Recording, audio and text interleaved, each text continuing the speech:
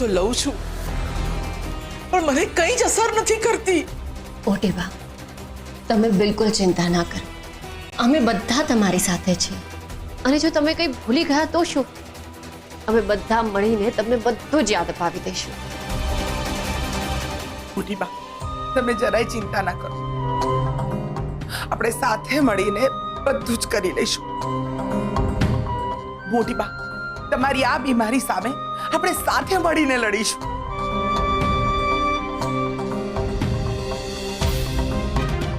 અમે બધા સાથે મળીને બધું જ કામ સંભાળી લઈશું.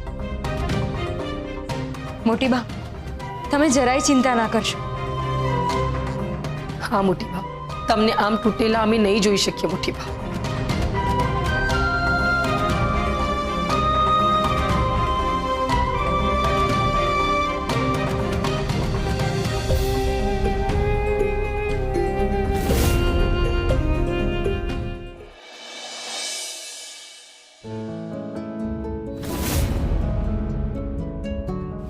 સરગમ,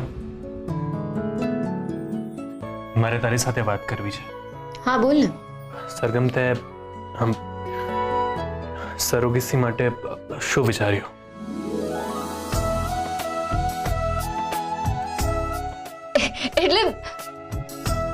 એટલે તું સરોગેસી માટે માની ગયો? હા, પણ તું બોલ ને, તે એના માટે શું વિચાર્યું? મેં હજુ સુધી કંઈ વિચાર્યું નથી, પણ તું સરોગેસી માટે માની ગયો એ મારા માટે બહુ મોટી આશ્ચર્યની વાત છે. સરગમ, ઘણા નિર્ણય આપણે પોતાના માટે નહીં પણ બીજાની લાગણીઓ માટે લેવા જરૂરી બની જાય છે. અને મને એ કારણ દેખાઈ રહ્યું છે. આ નિર્ણય હું મારા માટે નહીં પણ મોટી બા માટે લેવા તૈયાર થયો છું. એટલે સરગમ, એકવાર મેં મોટીબાને વાત કરતા સાંભળ્યા હતા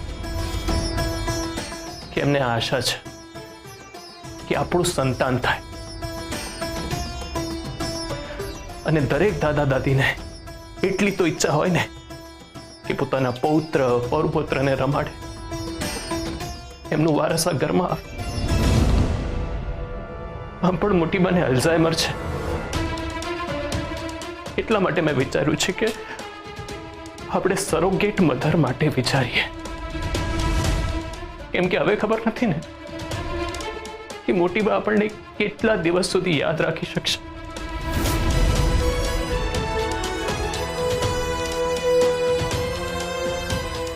જેમને આપણે આટલી બધી જીવનભરની યાદો આપી, એમની જ યાદોમાં આપણે નહીં હોઈએ સરખા.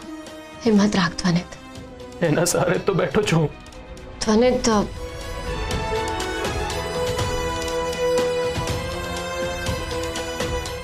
મને લાગે છે કે આપણી પાસે એક જ ઓપ્શન છે.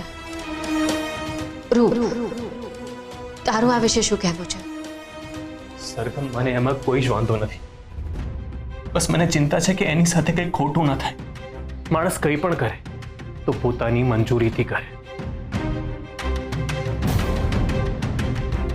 પોતાની મરજીથી કરે, મજબૂરીથી નહીં. તો આપણે એક કામ કરીએ, એની સાથે બેસીને આ વિષય પર ચર્ચા કરી લઈએ, એના બધા પ્રશ્નો જાણી લઈએ. જે પછી પણ આપણને ઠીક ના લાગે તો આપણે રૂપની જગ્યાએ કોઈ બીજી પરણિત સ્ત્રી વિશે વિચારી લઈશું. ઠીક છે.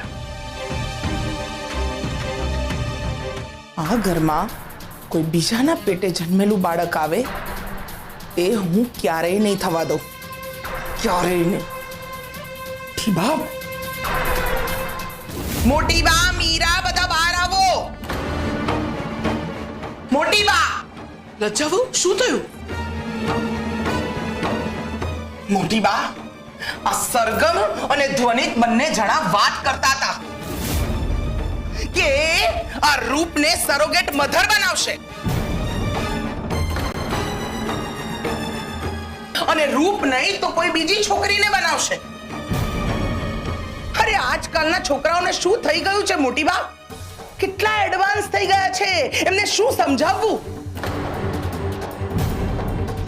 તો એમાં તમને વાંધો શું છે? મને તો કોઈ વાંધો નથી રૂપ સરોગેટ મધર બને તો.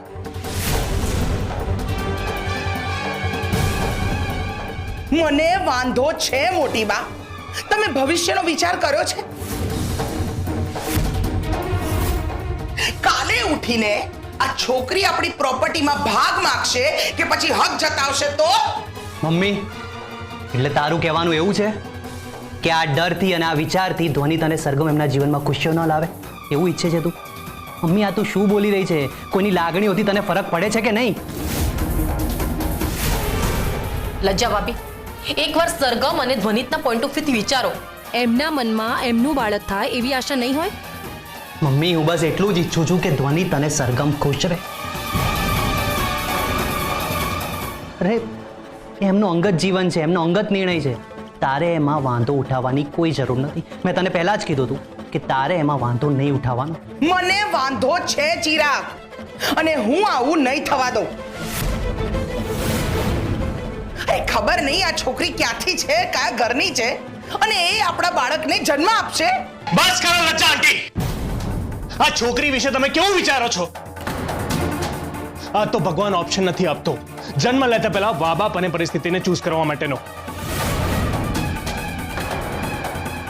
નહીં તો આજના જમાના પ્રમાણે કોઈ ખરાબ પરિસ્થિતિમાંથી ઉઠીને ના આવતું.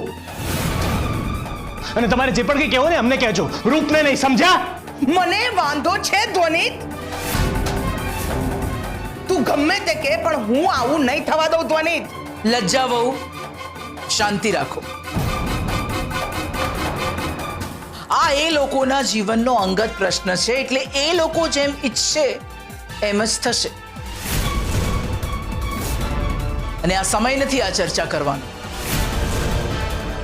આ લોકો કંઈ પણ ડિસિઝન લેશે તો મોટી બા એમનો સાથ ચોક્કસ આપશે. હું આ નથી ઈચ્છતી, એટલે હું આ નહીં થવા દઉં. એના માટે મારે ભલે ગમે તે કરવું પડે.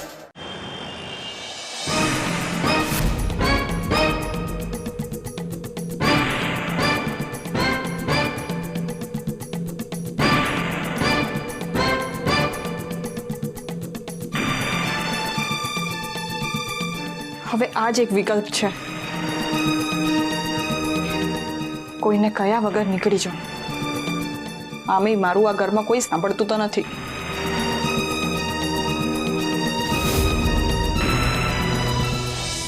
પણ અત્યારે તો ઘરમાં બધા હશે ને. શું કરું? એક કામ કરું છું, પાછળના દરવાજાથી નીકળી જાઉં એટલે કોઈને ખબર ના પડે. પરી, પરી ક્યાં છે?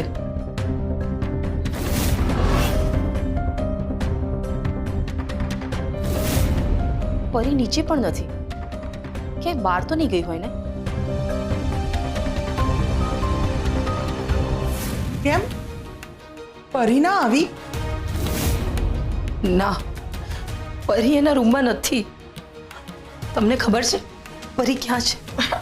ના, એ મને કહીને નથી ગઈ કે એ ક્યાં ગઈ છે. મીરા આંટી, શું થયું? સરગમ, તને ખબર છે પરી ક્યાં છે? ના, હું હમણાં બહાર ગાર્ડનમાંથી આવી, પણ પરી બહાર તો નથી. શું થયું? તમે બધા કેમ આમ ઊભા છો? જમવું નથી? મોટી બા, પરી નથી મળી રહી.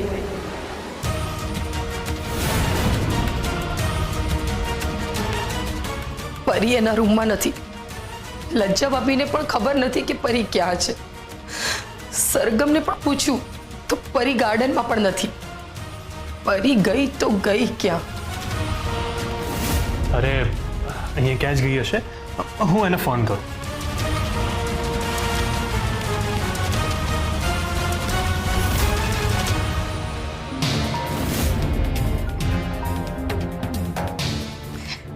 ફોન જ સ્વિચ ઓફ કરવો પડશે, નહીતર આ લોકો મને ફોન જ કર્યા રાખશે. અને એમને કીધા વગર જ નીકળવું પડશે, નહીતર એ લોકો મને રોકી રહેશે અને ક્યાંય નહીં જવા દે.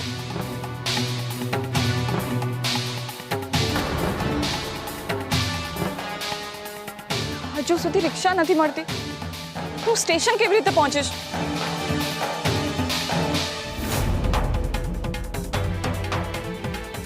મને શું થયું? અરે મેં પરીને ફોન કર્યો તો કટ કર્યો અને હવે સ્વિચ ઓફ આવે છે. મારી દીકરી ક્યાં જતી રહી હશે? લજ્જા આંટી, તું તો ચૂપ જ કર. તારા કારણે જ મારી દીકરી ઘર છોડીને જતી રહી છે. લજ્જા આંટી, તમારે મારા ઉપર જેટલા આરોપો લગાડવા હોય ને એટલા પછી લગાડી લેજો, પણ અત્યારે જરૂરી એ છે કે આપણે પરીને શોધીએ. તમને એવું કંઈ યાદ છે કે એણે કહ્યું હોય કે એના કોઈ ફ્રેન્ડના ઘરે જવાની છે? ફ્રેન્ડના ઘરે?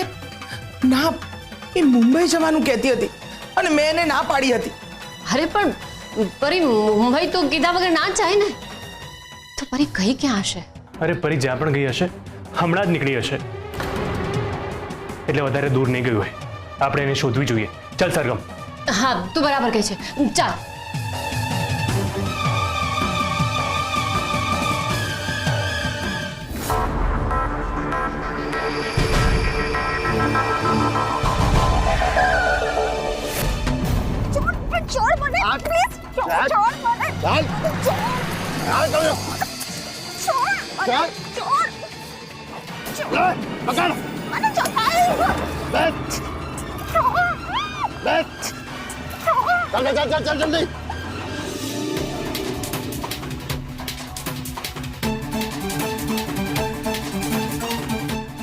ખબર નહીં પરી ક્યાં ગઈ હશે. સરગમ, મને લાગે છે સ્ટેશન વાળા રોડ પર ગઈ હશે. ખબર નહીં પરી ક્યાં હશે, કેવી હાલતમાં હશે. હવે મને ડર લાગી રહ્યો છે. સરગમ, મને લાગે છે પરી આ વાળા રોડ પર ગઈ હશે. આપણે પણ અહીંયા જવું જોઈએ.